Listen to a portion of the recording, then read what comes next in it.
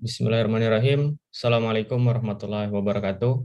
Alhamdulillah, wassalatu wassalamu ala rasulillah, wa ala alihi wa sahbihi wa man wala amma ba'du. Pertama-tama, perkenalkan nama saya Rizky Aditya Nugraha dari Program Studi Ilmu Pemerintahan 2021 Universitas Muhammadiyah Yogyakarta dengan nomor induk mahasiswa 202105200021. Pada kesempatan kali ini, saya akan membahas tentang topik konsep pemerintahan untuk memenuhi tugas daripada mata kuliah dasar-dasar ilmu pemerintahan. Pertama-tama kita akan membahas terlebih dahulu tentang pemerintah dan pemerintahan. Bedanya government dan governance. Government adalah istilah yang disematkan untuk pemerintah dan governance adalah istilah yang disematkan untuk pemerintahan. Pemerintahan adalah proses atau cara memerintah dalam menjalankan wewenangnya di berbagai bidang. Bidang ini bisa dalam bidang ekonomi, sosial, politik, budaya, dan lain-lain yang menyangkut tentang kenegaraan. Sedangkan pemerintah adalah kekuasaan memerintah suatu negara atau badan tertinggi yang memerintah suatu negara. Yang kedua kita bisa lihat di sini istilah pemerintahan menurut para ahli. Yang pertama dari C.F. Strong, organisasi yang menjalankan kekuasaan negara. Yang kedua ada pendapat dari David Apter, pemerintahan adalah satuan yang bertanggung jawab untuk melakukan monopoli praktis lewat kekuasaan secara paksa. Jadi karena dipandang pemerintah mempunyai kekuasaan, maka dia bisa melakukan sesuatu melalui kekuasaan itu dengan cara pemaksaan. Yang ketiga, dari MacIver, pemerintahan merupakan sebuah organisasi dari sekelompok orang yang memiliki kekuasaan, di mana melalui kekuasaan tadi, manusia dapat diperintah. Yang keempat, ada dari Indraha, pemerintahan merupakan segenap alat perlengkapan negara atau lembaga-lembaga kenegaraan yang berfungsi sebagai alat untuk mencapai tujuan negara. Dan yang terakhir ada dari J.A. Corey menyatakan bahwa pemerintah merupakan pengejawantahan yang konkret dari negara yang terdiri dari badan-badan dan orang-orang yang melaksanakan tujuan-tujuan negara. Jadi J.A. Corey ini sudah memandang bahwa pemerintahan itu bukan hanya sebuah institusi, melainkan kekuasaan yang harus dibagi ke dalam beberapa institusi agar supaya tujuan negaranya bisa tercapai.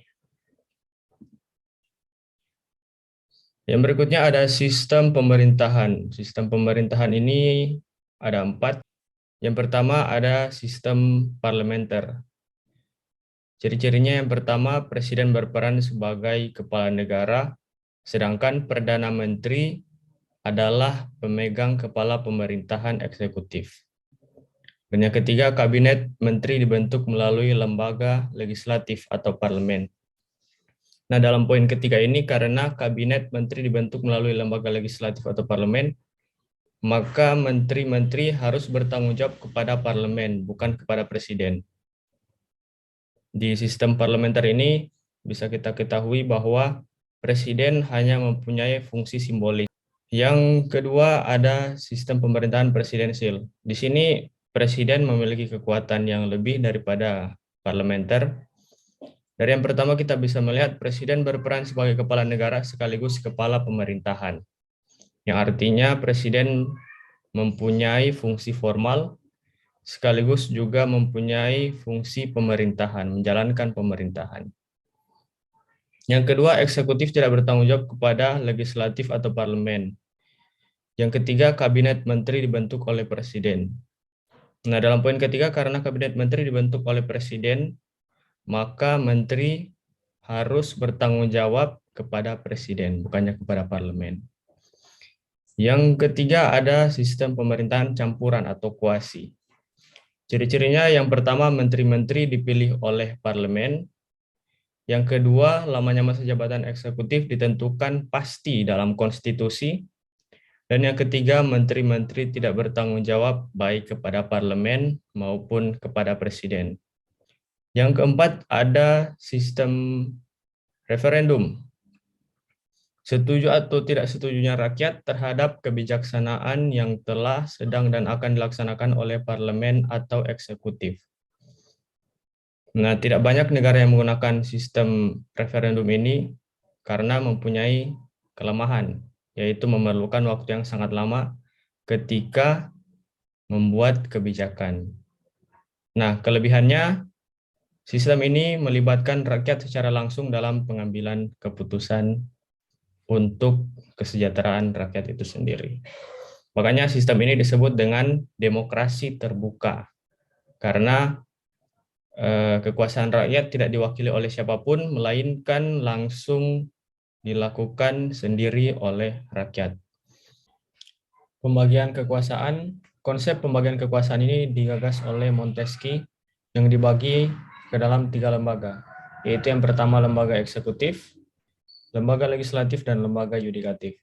Lembaga eksekutif bertugas melaksanakan jalannya undang-undang yang sudah dibuat oleh lembaga legislatif dan pemerintah.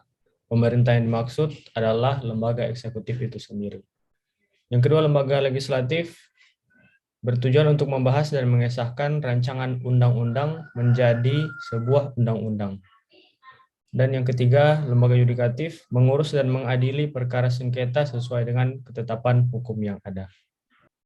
Nah, berikutnya lembaga pemerintahan di Indonesia yang kita ketahui lembaga eksekutif.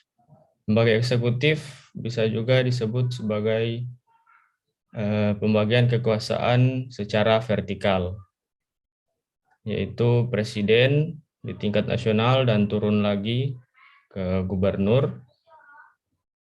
Dan di provinsi yang dipegang oleh gubernur, di dalamnya juga terdapat beberapa kabupaten yang dipegang oleh bupati.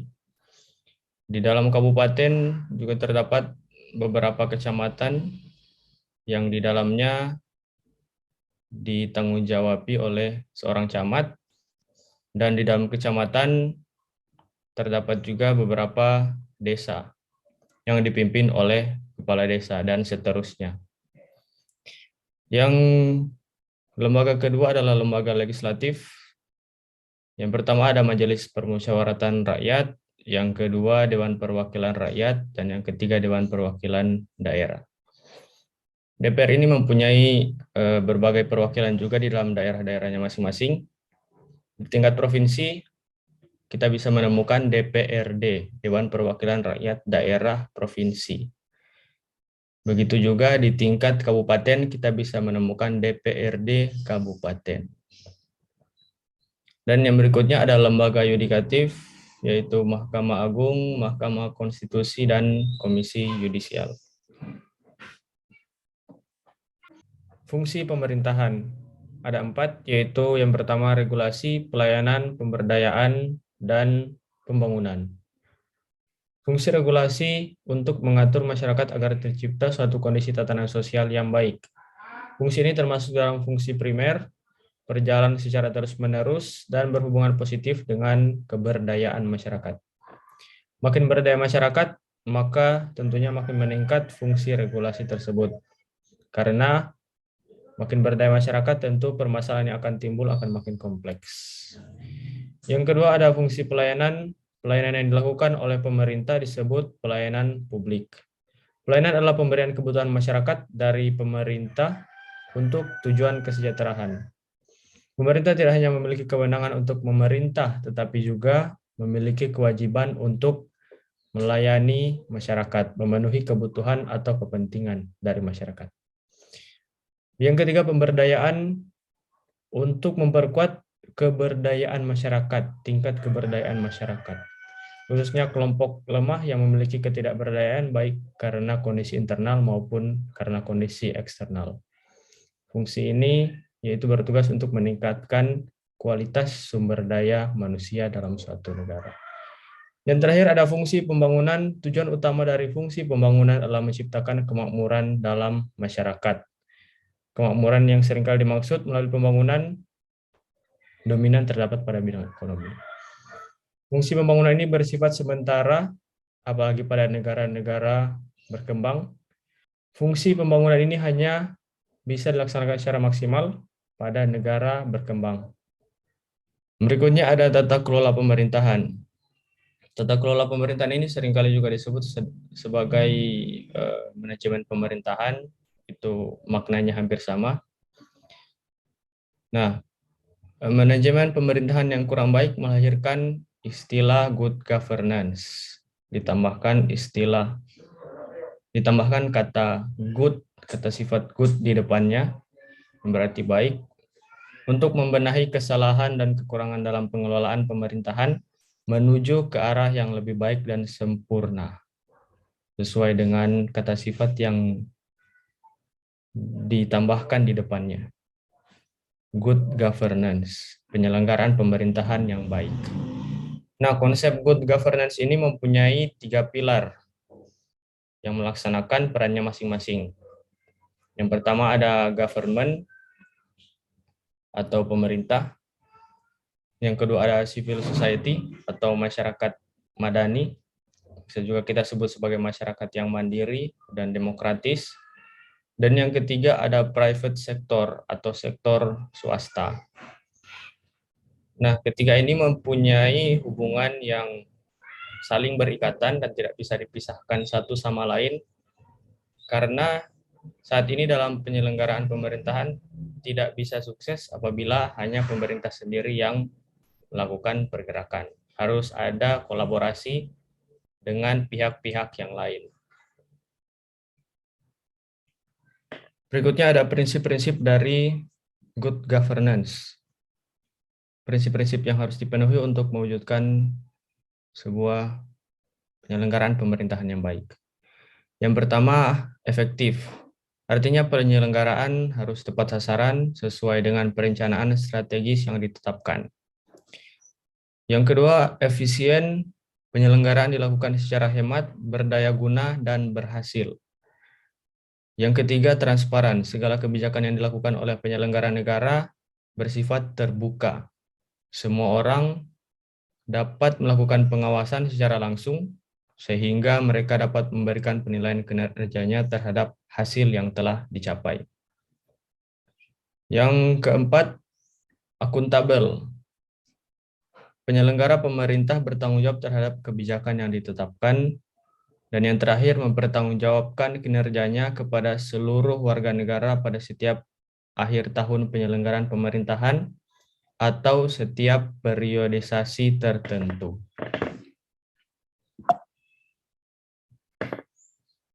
Nah, itulah tadi pemaparan saya tentang konsep pemerintahan. Semoga bermanfaat untuk teman-teman sekalian yang menonton. Nun wal kolami wa maisturun. Assalamualaikum warahmatullahi wabarakatuh.